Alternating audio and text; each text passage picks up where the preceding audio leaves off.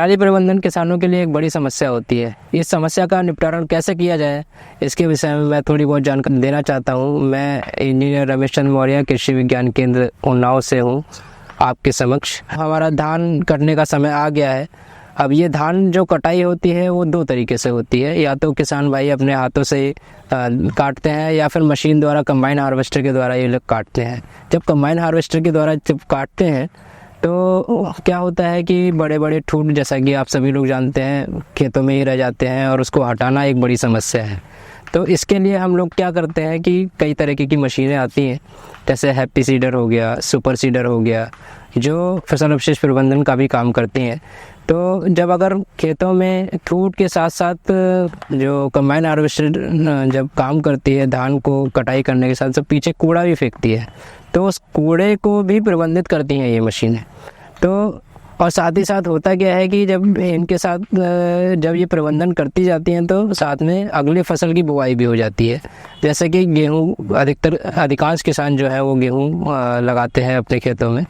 तो जो super seeder है या हैप्पी सीडर है, इन दोनों मशीनों के माध्यम से हम लोग जो ठूंठ हमारे खेतों में खड़े रह जाते हैं उसको काटता भी जाता है और साथ ही साथ बुआई भी करता जाता है। दोनों ही मशीनों के लिए 60 HP हॉर्स पावर की आवश्यकता होती है और दोनों ही मशीनें खेतों में फसल प्रबंधन का कार्य करती हैं।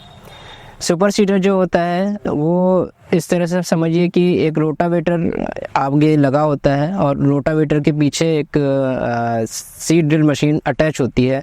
जब ये मशीन अपने खेतों में चलती है तो दोनों ही कार्य एक साथ हो जाते हैं। रोटावेटर का काम भी हो जाता है और साथ ही साथ हमारी सीड ड्रिल द्वारा बुआई का भी कार्य हो जाता है। हैप्पी सीडर में आगे एक चॉपिंग मशीन रोटावेटर की तरह लगी होती है, जो खेत को रोटावेटर नहीं करती है, मतलब खेत को बनाती नहीं है, बट जो ठूंठ होते हैं जहाँ जब जिसके पीछे जो उसके पीछे एक मशीन भी सीड ड्रिल भी लगी होती है, जो जहाँ पर सीड ड्रिल बुआई कर रही होती है उसके सामने एक चॉपिंग इंस्ट्रूमेंट दिया गया होता है जो ट्रैक्टर के माध्यम से चलता है। ये सीड ड्रिल की जो नस्सी होती है उसके सामने की जगह पर चॉप करती है, जो हमारे फसल अवशेष के ठूंठ खड़े होते हैं वहाँ पर जगह साफ़ करती है, एक तरह से ये कह सकते हैं।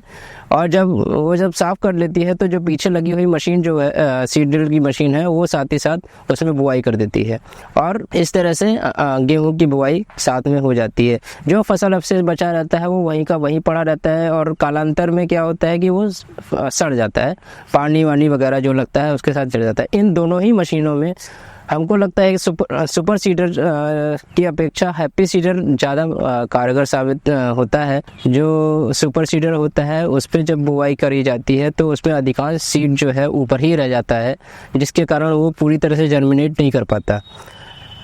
लेकिन जो हमारा हैप्पी सीडर है, इस हैप्पी सीडर में जो बीज जो गिरता है वो ज़मीन जहाँ पर नस्सी काटती है वहीं पर बिल्कुल बीच में गिरा देता है और जिससे बीज थोड़ा गहराई में चला जाता है और वो 100% जमाव ले लेता है। साथ ही साथ जब हम हैप्पी सीडर का कार्य के माध्यम से बुआई कराते हैं तब जो हमारी सिंचाई होती है वो उस भी कम लगती है। क्योंकि अगर हम जब उसी जगह बुआई होती है जहाँ पर दो नस्सी के बीच में काम चल रहा होता है, मान लिया कि ये दो लाइन है, इन दोनों लाइन में ही बुआई हो रही है, बट इसके बीच का जो एरिया है ये बीच अनप्लाउड रह जाता है, मतलब ये खेत बनता नहीं है।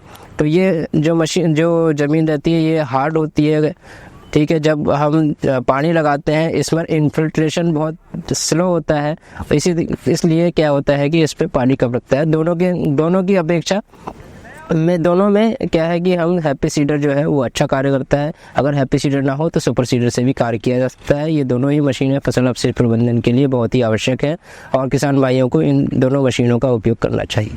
धन्यवाद।